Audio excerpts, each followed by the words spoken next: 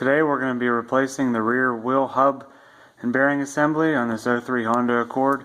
So I'm going to go ahead and take the wheel off here. I got the new hub bearing ready to go.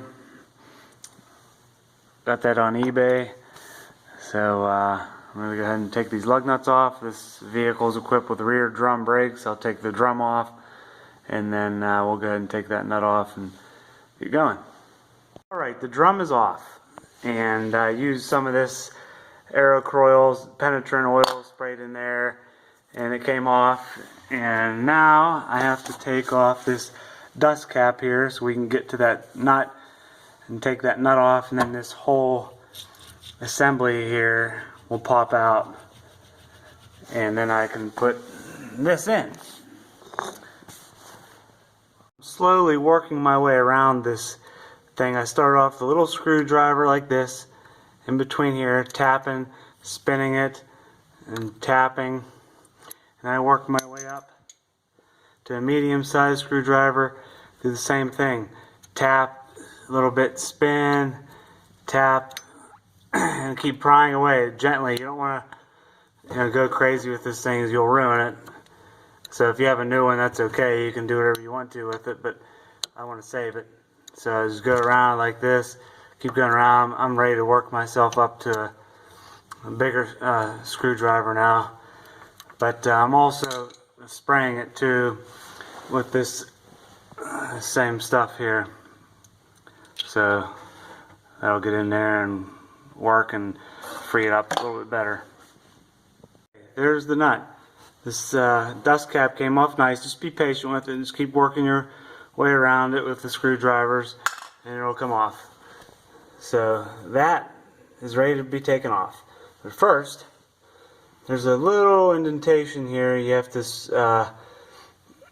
spread apart with a screwdriver, because that'll interfere with the threads when you're backing it out.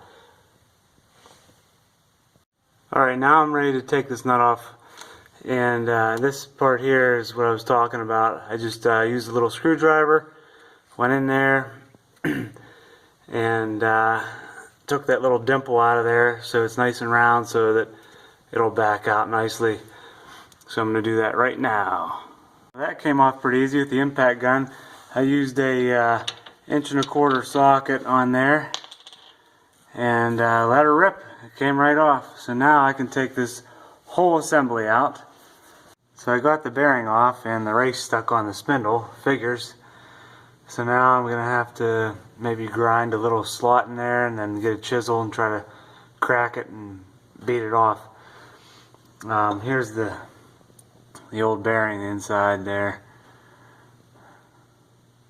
So that's the next step. So I got kind of lucky here and the race came off pretty easily. I didn't have to cut it. What I did was, here's the race. So I went behind it with a screwdriver and just worked my way around it and kept beating on it.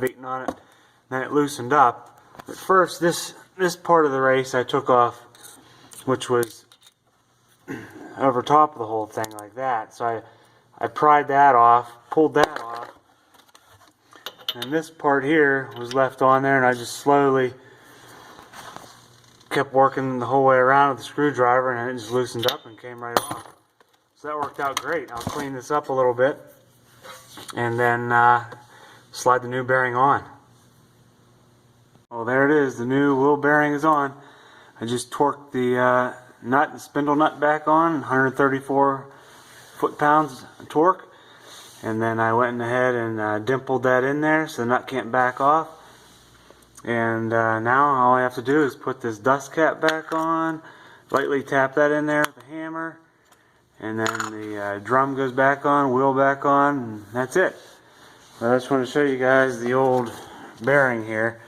Now this part here was the part that was stuck on the spindle, and this part here is where I used the thin little screwdriver around to slowly, get behind there and pry it off. As you can see, it's mangled up there a little bit. That's where I started at, and then this piece came off, and I was able to get that race off. But that's the bearing in there, it's in bad shape. This car has 318,000 miles on it now, and this is the original bearing. It was never replaced, so it lasted a long time. Alright, don't forget to torque your lug nuts to 80 foot-pounds. I decided to put new lug nuts on since I have new threads with the new hub. And that's about it. So, good luck.